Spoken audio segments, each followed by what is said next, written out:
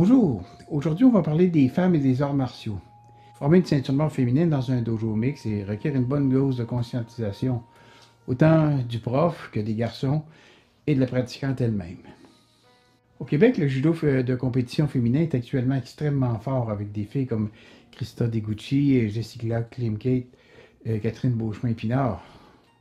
Ça, on fait juste nommer les filles de cette génération actuelle. Ça, tout le monde le sait.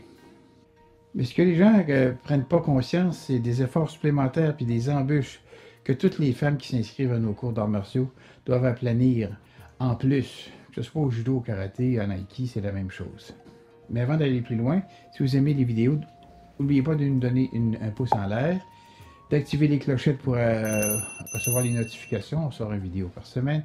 Et surtout, abonnez-vous à Martialement Vôtre, notre chaîne. J'ai formé 22 ceintures noires féminines dans ma carrière, soit à peu près 10% de mes Yudansha. Des femmes qui ont passé la ceinture entre 17 et 65 ans. Et ça va des compétitrices internationales aux mères de famille de 5 enfants.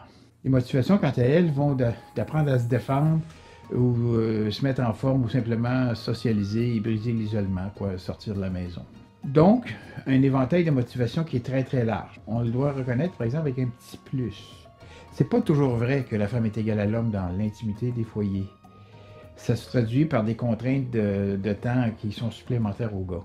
Eux autres, il faut qu'ils pensent à un tas de choses avant de partir pour le dojo.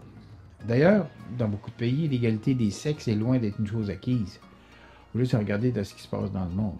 Mais la pratique du judo doit absolument être possible pour toutes les femmes. Pas plus tard que la semaine dernière, on parle ici de novembre 22, une femme française de 103 ans, oui, vous avez bien entendu, 103 ans, a passé sa ceinture noire. Évidemment, ça ne s'est pas fait tout seul. Cette femme-là a été convenablement encadrée par des professeurs compétents, des partenaires d'entraînement qui ont adhéré de façon pleine et entière à la devise du judo de Kano, du Takio et prospérité bienfait mutuel. Il est évident qu'une centenaire ne peut pas donner le même rendement qu'une adolescente. Et le professeur de cette personne-là a dû adapter le contenu, l'apprêter à ce qu'il soit réalisable. Ensuite, il a fallu qu'il s'assure que tous les membres du dojo participent ensemble à la réalisation de cette aventure-là. Il faut toujours se garder en mémoire qu'une ceinture noire, c'est une reconnaissance de compétences qui est basée sur 3 aspects. On le sait, Shin, la mentalité et les attitudes nécessaires à atteindre ce niveau-là. Gi, les compétences de faire et de comprendre les principes techniques. Et finalement, Tai, les capacités simplement physiques. Un 10e dan n'est pas champion du monde et un champion du monde n'est pas 10e dan. Bien pratiqués avec des professeurs compétents sont sécuritaires, beaucoup plus que de certains sports. Certaines de mes élèves ont aussi pratiqué jusqu'à 6 mois de grossesse et sont revenus très très rapidement au dojo. Dans ces cas-là, il faut simplement travailler avec des experts externes, les obstétriciens, les ergothérapeutes, les médecins et la future mère, évidemment. C'est un travail d'équipe. Comme je vous le disais, j'ai eu comme élève pendant plusieurs années une jeune fille qui avait débuté le judo au cégep. Ça, c'est l'équivalent du lycée en Europe. Elle était devenue ceinture marron dans ces années-là. Mais elle a abandonné quand elle s'est mariée, puis elle est revenue au bout d'une 15-20 ans.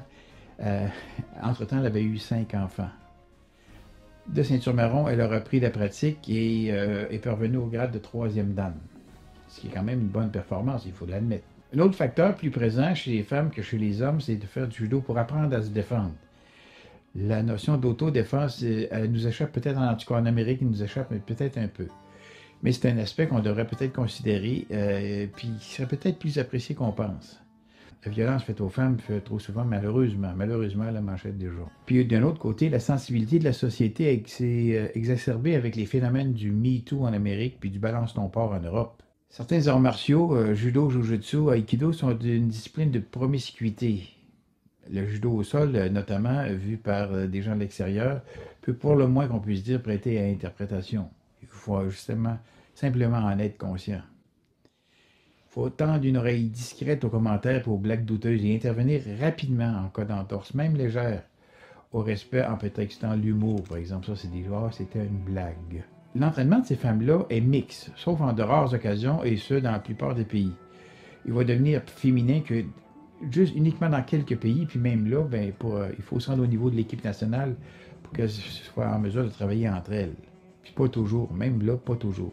Donc, on peut déduire que l'essentiel de sa formation était mixte, et on ne parle pas ici de proportion de 50-50, parce que la clientèle féminine roule toujours autour de 15% en judo puis en aiki. C'est donc, ce sont des milieux d'hommes. Les embûches vont apparaître sur 3 plans, physique, psychologique et social. Commençons par le psychologique. La timidité que ressent toute personne en minorité face à un groupe. Ça, c'est pas exclusif aux arts martiaux.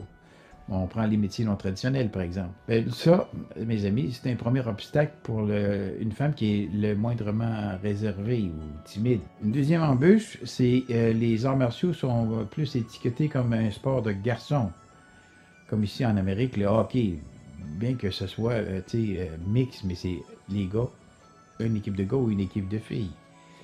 Pour bien comprendre le phénomène, simplement se rendre dans un cours de danse aérobique ou de workout. Et comme les cours se déroulent la plupart du temps sur de la musique, ben, les femmes sont portées très jeunes à danser, ce qui n'est pas nécessairement le cas des hommes. Donc, elles seront plus habiles. Les gars vont être moins habiles. Troisième obstacle, c'est l'apparence physique. La femme devra accepter de s'entraîner non maquillée, ben, en fait, se dévoiler un peu plus.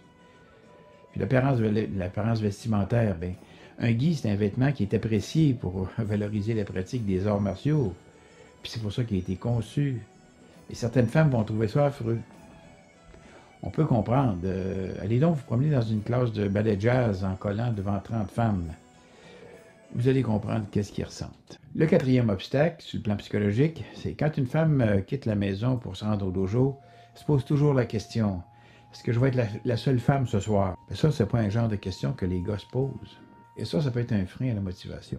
Un autre obstacle, c'est les attitudes délinquantes. Imaginez-vous que vos partenaires se lancent dans les airs pour être rien que pour être gentils ou vous laisser des chances ou ils collaborent trop.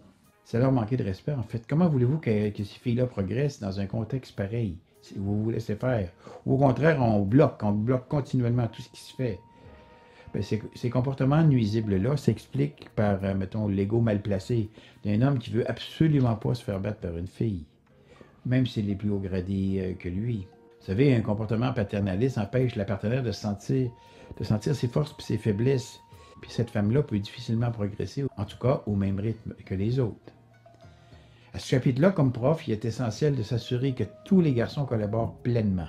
On parle ici d'une condition sine qua non, un environnement sain.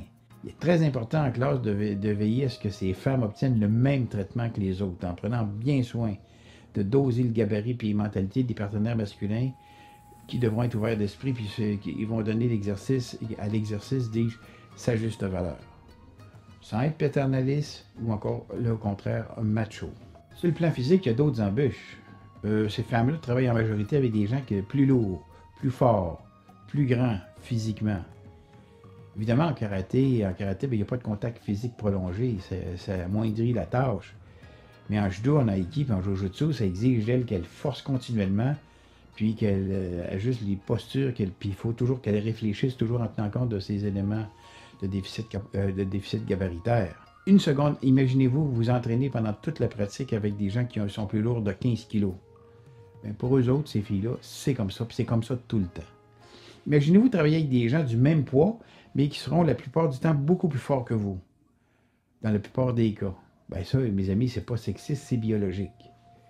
Mais le bon côté de la chose, c'est que ces femmes-là devront utiliser la souplesse, la vitesse, l'adaptation aux situations, puis elles ne peuvent pas compenser sur la force pure non plus. Ça fait souvent d'elle le meilleur judoka ou aikidoka. C'est de notre devoir à tous d'agir en tout respect et en toute équité envers nos compagnes d'entraînement, tout en prenant conscience de l'importance de la présence des femmes au dojo.